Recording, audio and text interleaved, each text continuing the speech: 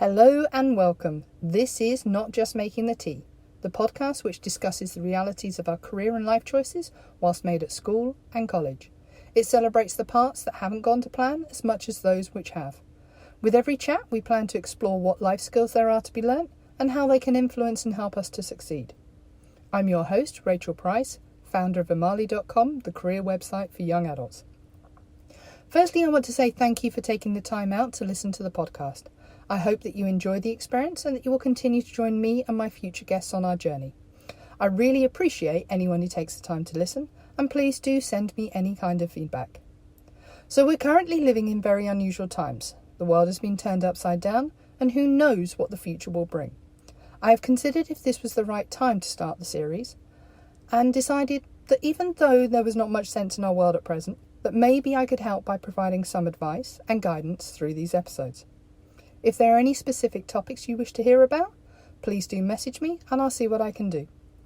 I hope that you'll find these chats thought-provoking and hopefully they'll give you some positive vibes in your day. So on that note, let's get started with today's topic, how to boost your concentration. The better your ability to focus, the more likely you are to reach your goals and remain productive. Unfortunately, it's not always easy to concentrate, especially in this age of information overload and continuous distraction. The average office worker is interrupted every 11 minutes, and it then takes around 25 minutes to get back on track.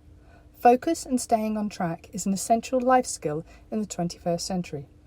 So how can you boost your powers of concentration? This may seem a weird view, but even though we promote this as a success skill, do not try to multitask. It has been shown to reduce productivity by up to 40%. Even if you think it makes you more efficient, it rarely does. Only 2.5% of the population are capable of handling 2 or more tasks at one time. So instead, make a list of all of your upcoming tasks and work through them one by one. Forcing yourself to switch back and forth between 2 activities is a waste of your attention span, and you are actually likely to achieve less. So when you feel like abandoning a task from boredom or frustration, how about using the 5 more rule? For example, if you need to empty your inbox, reply to 5 more emails. Or, if example you're working on an assignment, do another 5 minutes. It might just give you the boost to keep going. If you keep pushing yourself to concentrate for longer and longer periods of time, your attention span will overall improve. If you find that you are distracted by worries or thoughts of other tasks that you need to get done, get them out of your head by writing them down on a piece of paper and telling yourself that you can think about them later. A few minor adjustments to your environment can also help. How about adding a couple of plants to your study space? Research has shown that we are up to 15% more productive in so-called green spaces. Some people report that listening to natural sounds such as running water, chirping birds, or other sounds also help them to concentrate. Find out what works for you. If it is complete silence or a sound of some description, that's up to you. If you're interested in aromatherapy, you could also try adding a few drops of rosemary oil in your room. The scent has been shown to promote concentration and positive mood. Researchers have established beyond reasonable doubt that regular exercise also boosts concentration. The Harvard Medical School recommends regular, moderately intense exercise. When you exercise, your brain releases brain-derived neurotrophic factors, also known as BDNF. This helps you to improve memory and focus. Specifically, the movement from exercise triggers brain cells to activate genes that generate BDNF. The recommendation is to exercise for 30 minutes, 5 days per week, at approximately 70% of your maximum heart rate. You should also consider doing some mindfulness exercises.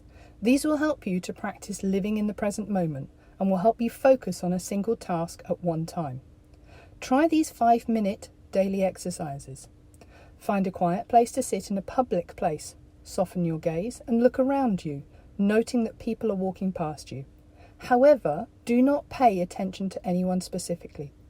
If you find yourself focusing on one person specifically, gently bring your focus back to your original task. According to psychologist Marsha Linehan, this will help to improve your concentration span when practiced over long term. Another technique that you could use could be Jay Shetty's prompts for grounding and aligning. Consciously working on being present can help transform situations and improve lifelong mental health. These are Shetty's 2 exercises. Firstly, grounding. When stress or anxiety hits, practice 5, 4, 3, 2, 1.